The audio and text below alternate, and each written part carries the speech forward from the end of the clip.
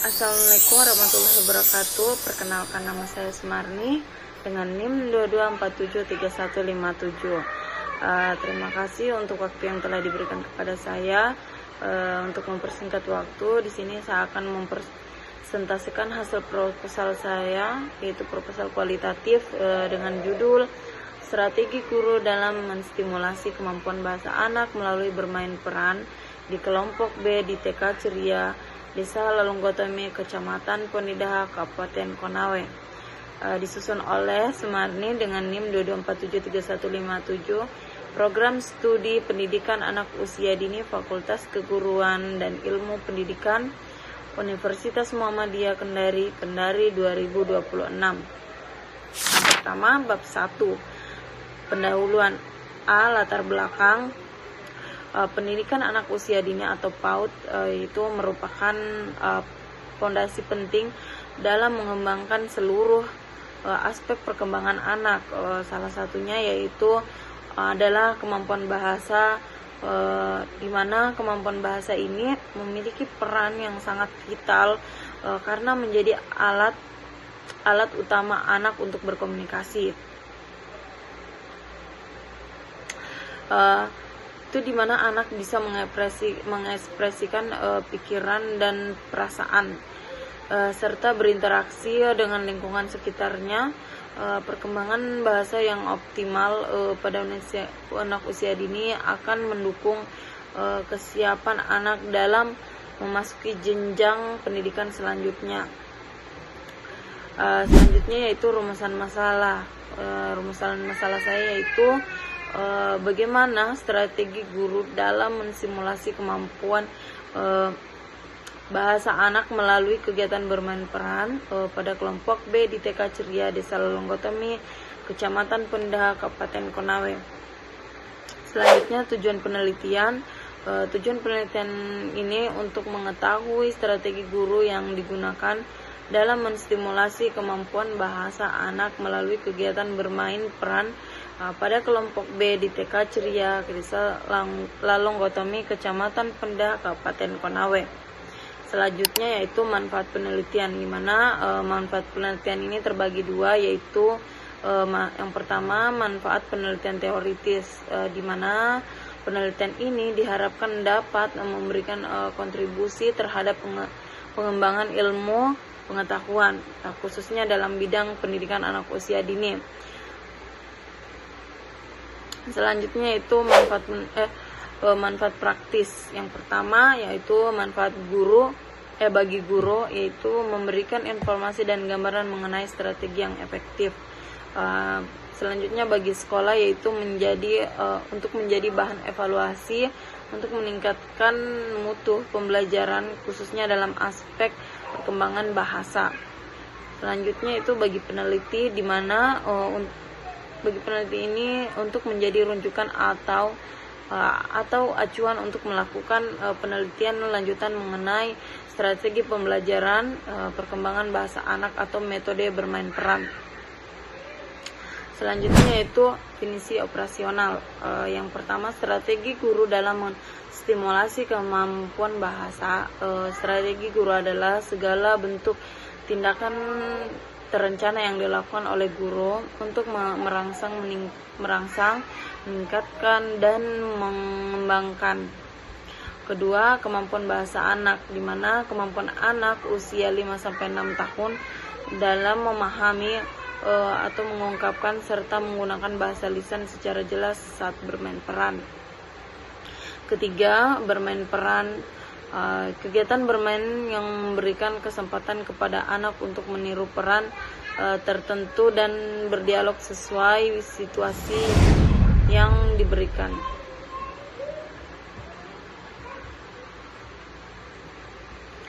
Selanjutnya itu bab 2, kajian pustaka, yaitu pengertian anak usia dini. Pendidikan anak usia dini ini pada dasarnya meliputi seluruh upaya dan tindakan yang dilakukan oleh pendidik atau orang tua dalam proses perawatan, pengasuhan, dan pendidikan pada anak yang menciptakan aura dan lingkungan yang di mana anak dapat mengeksplorasi pengalaman yang memberikan kesempatan kepadanya untuk mengetahui, memahami pengalaman belajar yang diperoleh dari lingkungan melalui cara mengamati, meniru, dan bereksperimen yang berlangsung secara berulang-ulang dan terus melibatkan seluruh potensi dan kecerdasan anak. B. Strategi guru, di mana strategi guru ini dapat diartikan sebagai cara untuk mencapai tujuan pendidikan dengan cara yang bijaksana, yang bisa juga dibilang suatu rencana untuk membuat sesuatu kegiatan dan tujuan yang bagus untuk pendidikan anak. C. Kemampuan bahasa anak usia dini, yaitu yang pertama kemampuan bahasa anak. Yang pertama itu pengertian kemampuan bahasa anak, yaitu di mana kemampuan bahasa anak yaitu kemampuan anak untuk memahami dan mengungkapkan bahasa sebagai alat komunikasi, baik itu secara lisan maupun tertulis. Selanjutnya itu aspek perkembangan bahasa anak usia dini, di mana aspek perkembangan bahasa anak usia dini ini meliputi yaitu seperti banyak-banyak menyimak, berbicara, kosakata, struktur bahasa sederhana, dan keaksaraan awal. Ketiga yaitu faktor yang mempengaruhi perkembangan bahasa anak, di mana faktor ini juga itu seperti lingkungan dan stimulasi interaksi sosial anak dan kematangan biologis, dan biasa juga disebut dan biasanya itu kemampuan kognitif. Selanjutnya itu D. Metode bermain peran. Pengertian bermain peran itu metode bermain peran ini adalah metode pembelajaran dengan cara anak memerankan tokoh yang tertentu untuk meniru situasi nyata. Kedua, macam-macam bentuk metode bermain peran. Selanjutnya itu macam-macam bentuk bermain peran, yaitu seperti bermain peran mikro, di mana selanjutnya itu bermain peran mikro, bermain peran struktur, dan bermain peran bebas. Selanjutnya itu tujuan bermain peran, yaitu mengembangkan kemampuan bahasa, sosial, emosi, dan kepercayaan diri anak. Keempat, manfaat bermain peran, yaitu melatih berbicara, kerjasama, dan empati dan kreativitas anak. Adapun kelebihan dan kekurangannya, yaitu kelebihannya itu menyenangkan,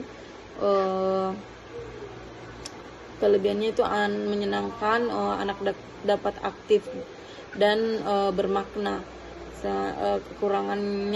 Kekurangan bermain peran, yaitu membutuhkan waktu yang lama dan persiapan yang cukup matang, dan tidak semua anak itu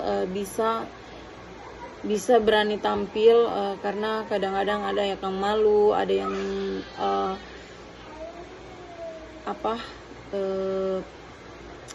belum berani tampil.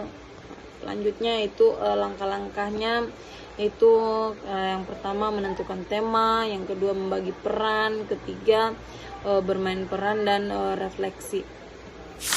Selanjutnya penelitian yang relevan. 1. Holia et al. 2003, yaitu melakukan penelitian tentang penggunaan role playing method untuk meningkatkan kemampuan berbicara anak usia 5-6 tahun di PAUD. Tensera tanggal 7 Jakarta.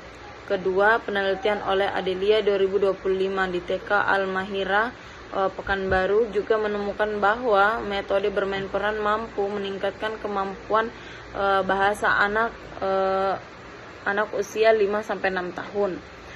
Ketiga yaitu Yuniati dan Rohmadeni tahun 2020, yaitu mengkaji bermain peran sebagai metode untuk meningkatkan kemampuan bahasa ekspresi anak usia 4-5 tahun di sebuah TK dengan menggunakan tindakan kelas. Selanjutnya yaitu kerangka pikir. Yang pertama strategi guru, yaitu perencanaan dan penampilan metode bimbingan dan arahan. Kedua bermain peran, yaitu tema dan skenario, peran dan alat peraga. Selanjutnya stimulasi kemampuan bahasa anak, yaitu berbicara dan mendengarkan perkembangan kosakata. Hasil yang diharapkan yaitu anak berani berbicara kosakata, bertambahnya reaksi sosialnya sangat meningkat. Selanjutnya itu peningkatan kemampuan bahasa anak di kelompok B, yaitu kemampuan berbicaranya meningkat, kemampuan menyimaknya meningkat, dan selanjutnya itu kosakata anak menjadi lebih semakin luas.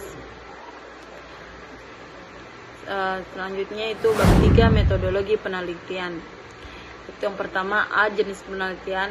Jenis penelitian ini adalah penelitian kualitatif dengan menggunakan pendekatan studi kasus, karena berfokus pada pengumpulan dan analisis data yang tidak berupa angka atau statistik, melainkan berupa kata-kata, gambar atau observasi, serta berfokus pada suatu kasus atau satu situasi tertentu.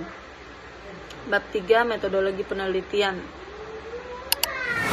Yang B yaitu lokasi dan waktu penelitian, di mana penelitian ini akan dilaksanakan pada anak di kelompok B di TK Ceria, Desa Lalonggotomi, Kecamatan Poneda, Kabupaten Konawe, yang akan dilaksanakan pada bulan Januari sampai dengan April tahun 2026. Selanjutnya C subjek penelitian, di mana subjek penelitian ini adalah anak-anak yang usia dini yang bersekolah di TK Ceria yang berusia 5-6 tahun dan berjenis kelamin laki-laki dan perempuan. Anak-anak ini dipilih dengan kriteria tidak memiliki kesulitan belajar. Jumlah subjek penelitian sebanyak 10 orang anak yang dipilih berdasarkan hasil diskusi awal dengan guru kelas. Selanjutnya yaitu teknik pengumpulan data. Yang pertama observasi, di mana observasi ini digunakan untuk mengamati langsung bagaimana guru menerapkan pembiasaan harian atau dalam kegiatan belajar, serta bagaimana perilaku disiplin anak terbentuk dan kegiatan tersebut. Dari kegiatan tersebut. Kedua wawancara, di mana wawancara ini juga dilakukan untuk mengenali secara mendalam informasi tentang peran guru serta hambatan dalam menumbuhkan disiplin anak. Selanjutnya yaitu teknik analisis data, di mana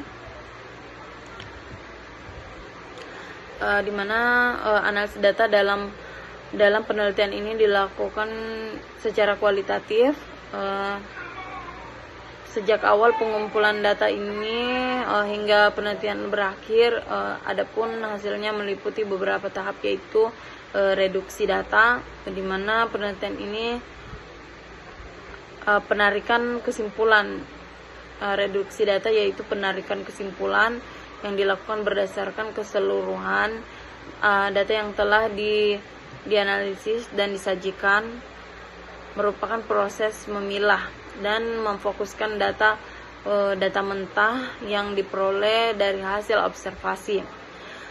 B selanjutnya itu B penyajian data, di mana penyajian data juga ini dilakukan untuk memudahkan peneliti dalam memahami pola, hubungan, dan makna dari data yang direduksi. Selanjutnya itu C, penarikan kesimpulan dan verifikasi, yaitu di mana penarikan kesimpulan dilakukan berdasarkan keseluruhan data yang telah dianalisis dan disajikan. Selanjutnya yaitu bab 3, metodologi penelitian. Yang pertama, keabsahan data. Yang A, triangulasi. Triangulasi di mana dilakukan dengan membandingkan data dari berbagai sumber, teknik, dan waktu. Data diperoleh dari guru, kepala sekolah, dan anak melalui observasi, wawancara, serta dokumentasi untuk memastikan keakuratan dan konsistensi informasi. Selanjutnya itu B, perpanjangan keikutsertaan, di mana peneliti juga itu melakukan keterlibatan yang cukup lama di lokasi peneliti agar dapat memahami situasi pembelajaran secara mendalam dan membangun kepercayaan dengan informan.